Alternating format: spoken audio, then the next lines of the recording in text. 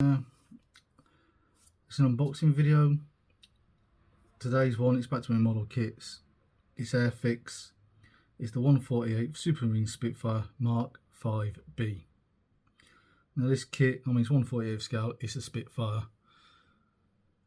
I've just built the Mk.V 1/48.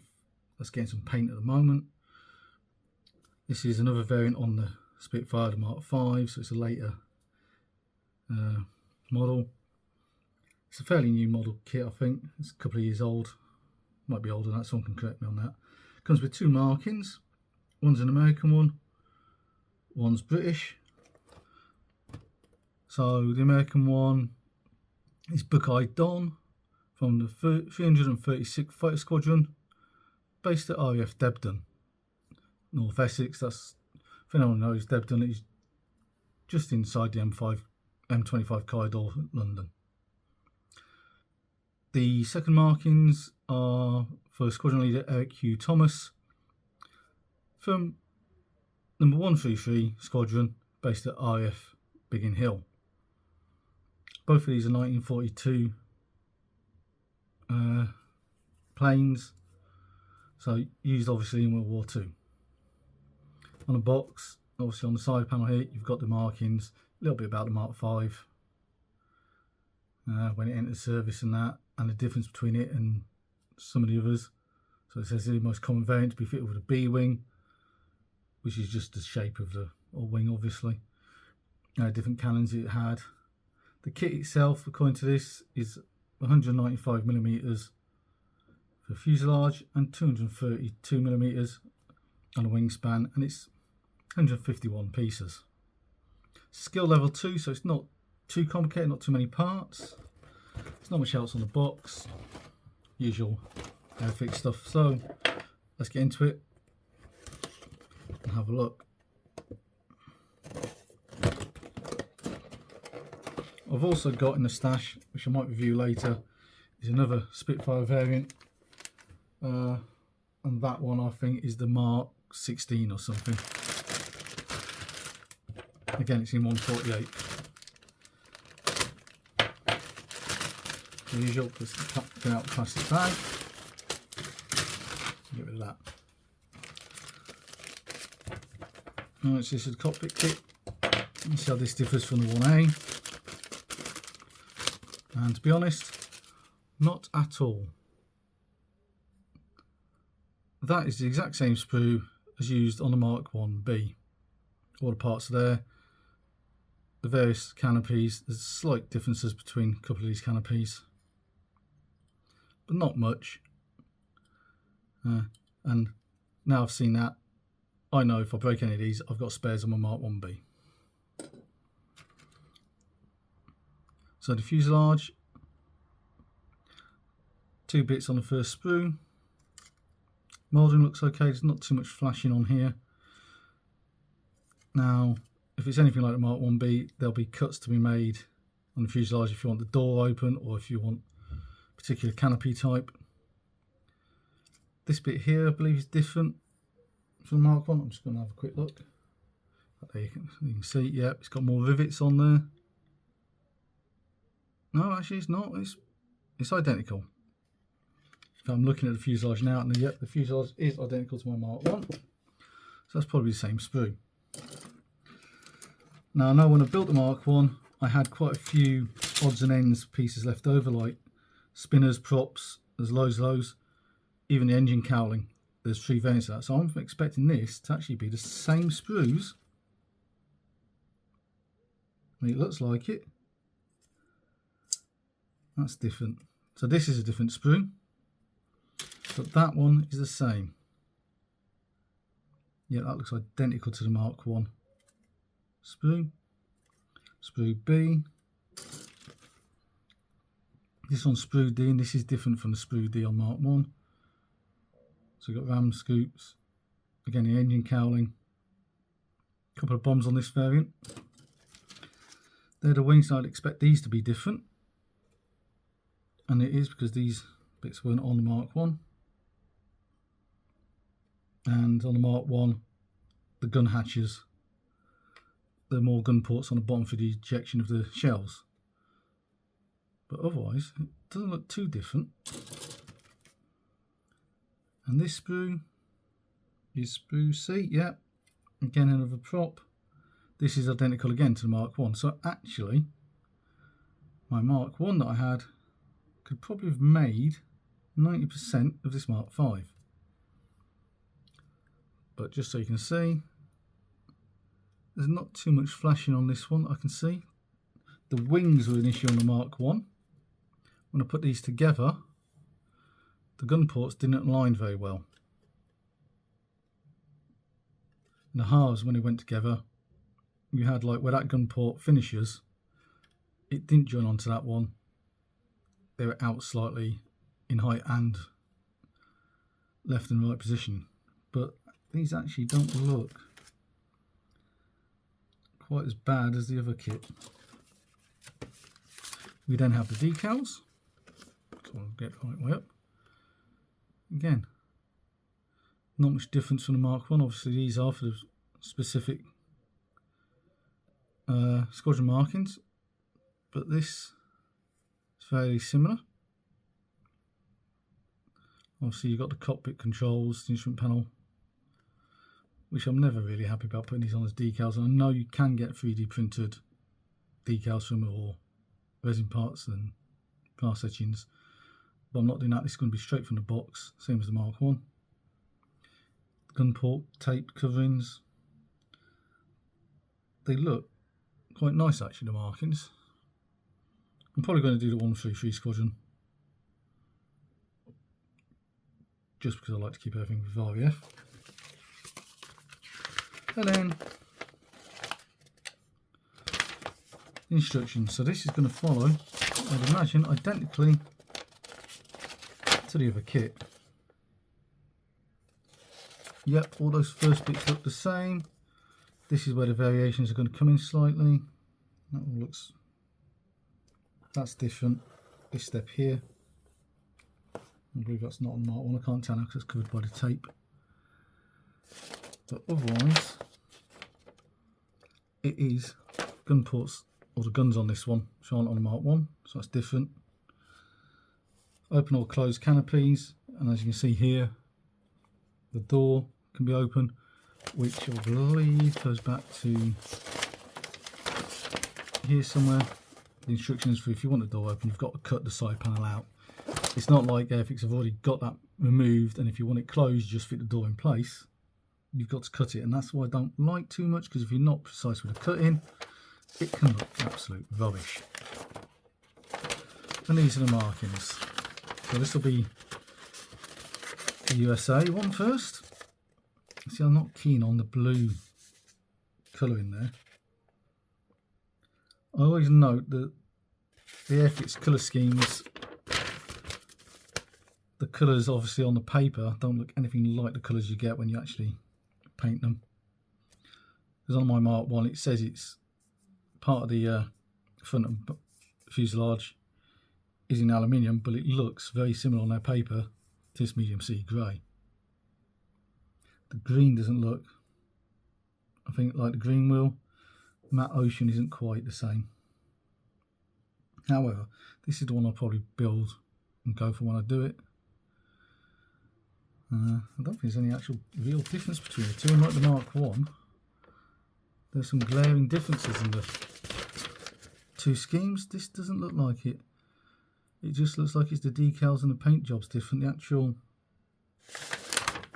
plane itself is identical. The Mark 1, there are a few differences between the two schemes for some of the parts, but not very many.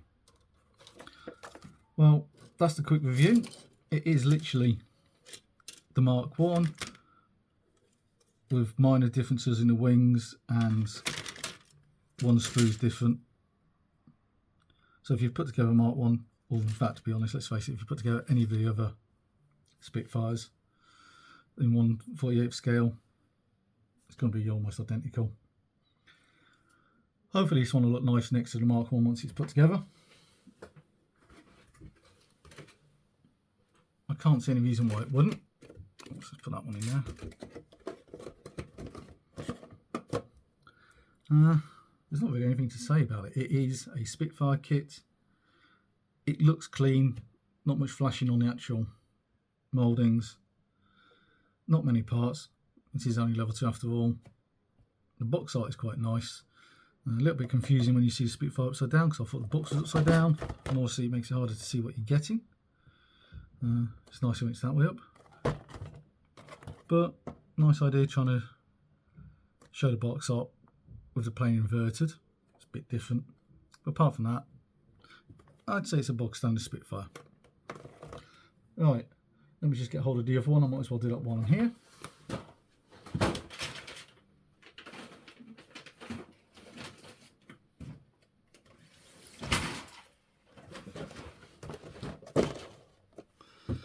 There we go. So this is the other 148th, the one of the 3.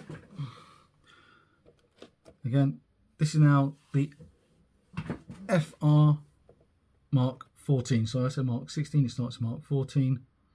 This is actually a very late variant of the Spitfire. If I remember correctly, this is after World War II. Again, 2 markings, one in the camo scheme, one in the silver. So what we got here. So the first one is Royal Canadian Air Force 414 Squadron from June 1945, so just at the tail end of the war coming up. And the other one is RAF Buchberg in Germany from 1950 to 51, so well after the war. And that's the silver variant. This one now, apparently the length of it is 206, so it's a bit longer than the Mark V. But the width is 209, which is slightly narrower than the Mark V. Let's have a look at this one. Let's see what we've got in here. So again, I'm expecting this one to be quite different with the sprues, as it is now a very late variant. And this is canopy sprues. So this is totally different from the other 2. I say totally different, these bits still look the same. But FR, I believe, is fighter reconnaissance, so photographic ones, and these are panels for the cameras. The cockpit reminds me very much of a Mustang cockpit, that sort of sleek dome shape rather than a bubble. The wings, they look clean. Let's just hope the gun ports will line up.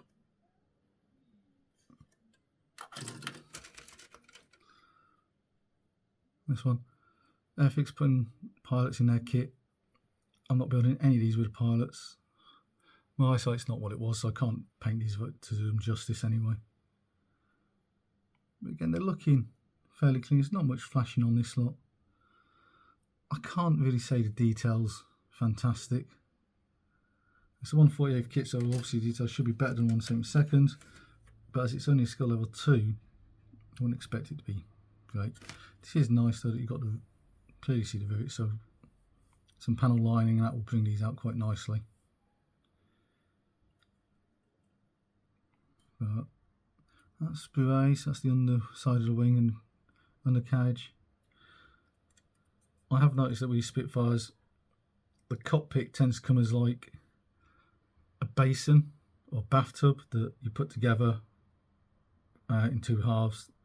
The control, the instrument panel, the seat, and the bulkheads, and then that fits into the fuselage as one bit. And I found because of that, it tends to make the sides where the canopy goes look a little bit too thick, in my opinion. And someone might correct me on that and say, no, that's how they are. This is a 5 prop plane, obviously, and again, that's quite different from the other 2. It looks sleeker, looks a little bit, does look a little bit longer. Obviously, for the photos, the cameras there. But again, clean. I wouldn't say fantastically detailed, but detailed enough. Here we go for the decals. Oops, going the right way around again. So I'm probably going to build this one. Just again because it's the RAF. So 52 decals on this sheet, and you're only going to use just over half of them, I'd say.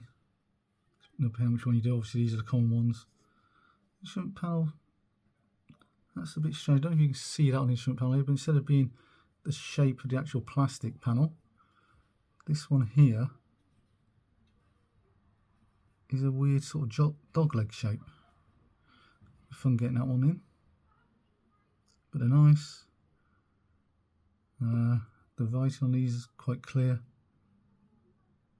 even for my eyes. I always struggle with white ones though. When you got some white, really small white ones, I miss those on the decal sheets a lot of the time. And then we come to the instructions. So a bit of the instructions again, a bit about the plane, when it was developed, when it flew. So in here you can see this is what I mean about the bathtub bits. For those of you who've never built one before, this again, first page, looks almost identical to the 1B. This is the two halves going together to form the bathtub that goes inside, which is large. Again, you've still got this little bit to cut out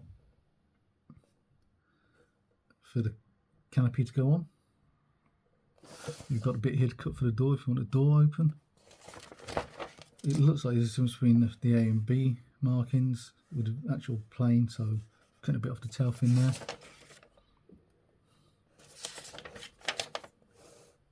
Yep, you've got this here as well to cut off. It says for A and B.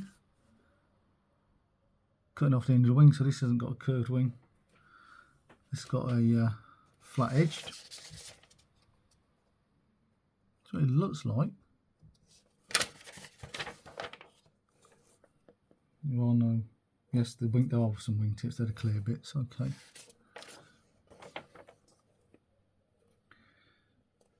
It's not, again, like I said, it's a Spitfire. This will be my third one. It's a little bit different from the other two. I wouldn't say there's more steps to it, but just some different parts, that's all. We'll come to the markings. I've got to admit, this variant looks weird with the shortened wings.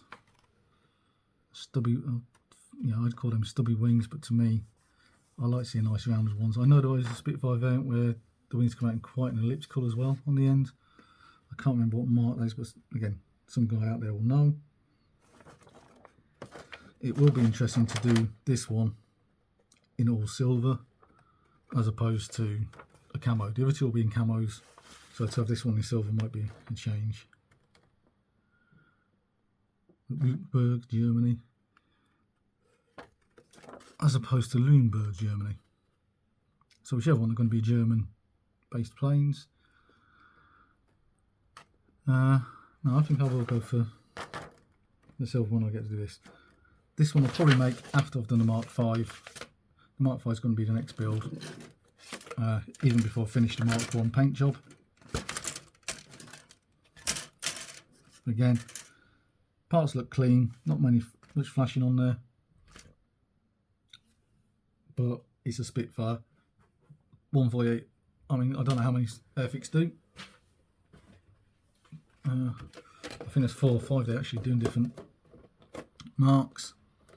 I suppose if you want to get them all, which I might do, and put them on the shelf, they look good together.